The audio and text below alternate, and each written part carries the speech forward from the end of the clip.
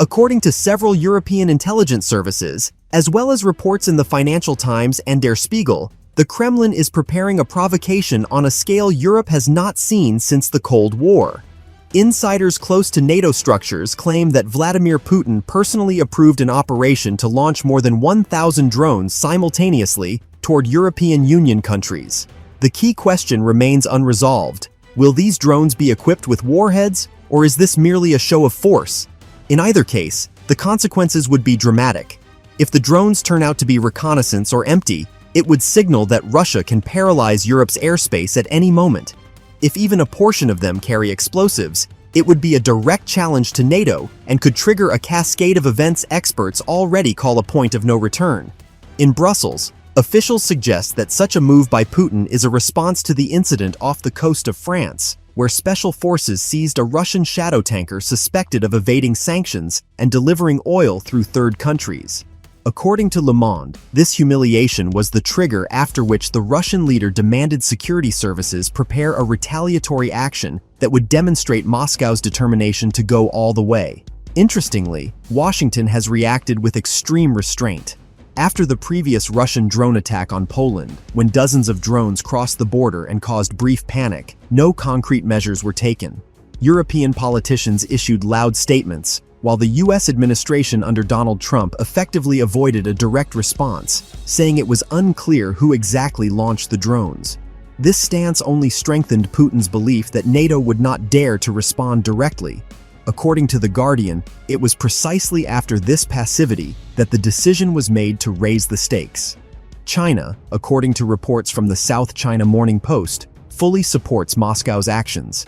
In Beijing, escalation in Europe is seen as an opportunity to divert NATO and U.S. attention away from the Pacific region, where China is actively preparing for its own scenario, an operation against Taiwan. In recent weeks, Chinese diplomats have openly hinted in closed-door talks that any instability in Europe benefits Beijing. Financial Times, citing sources in the German Bundestag, writes that Europe is in an atmosphere of uncertainty. Many politicians fear that Putin is preparing a gray zone attack, actions that cannot be classified as a direct military assault, but would place enormous pressure on EU infrastructure. Imagine a situation where 1,000 drones simultaneously cross the airspace of Poland, Germany, France, and the Baltic states.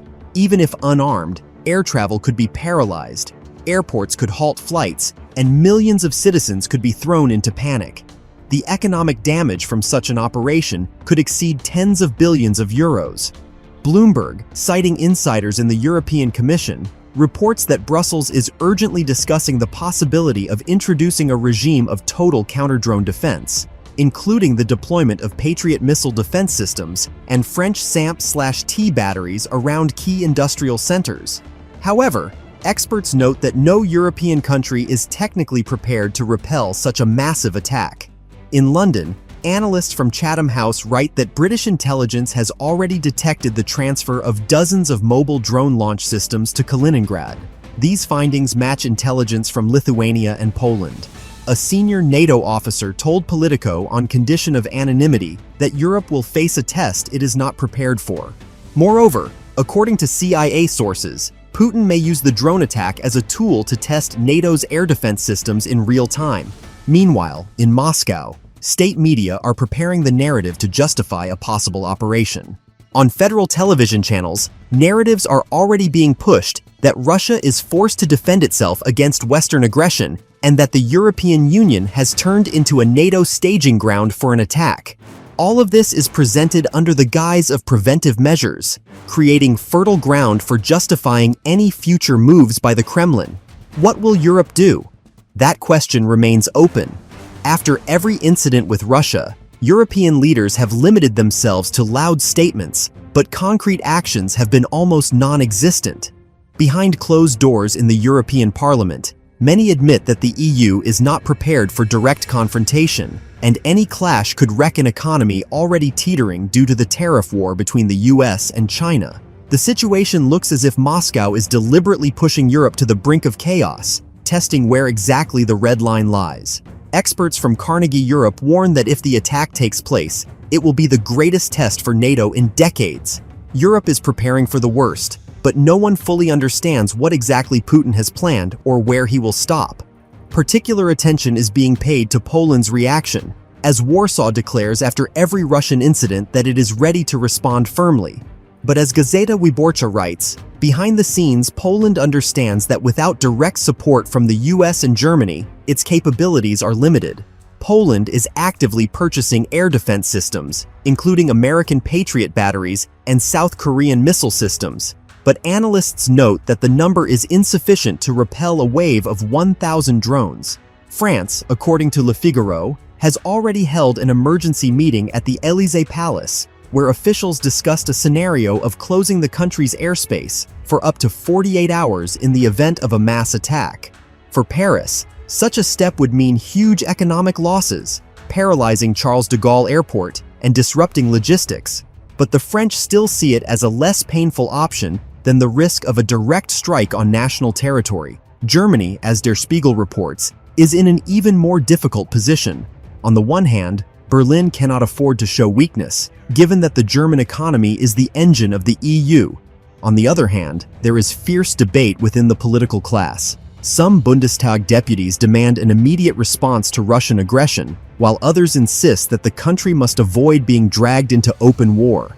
Chancellor Merz, according to insiders, has taken a wait-and-see stance, fearing that any sharp reaction could collapse the stock market and the energy sector. The New York Times, citing Pentagon sources, reports that the US military is preparing its own contingency plans, including the deployment of additional missile defense systems to Poland and Romania. However, the Trump administration is not yet ready to take drastic steps.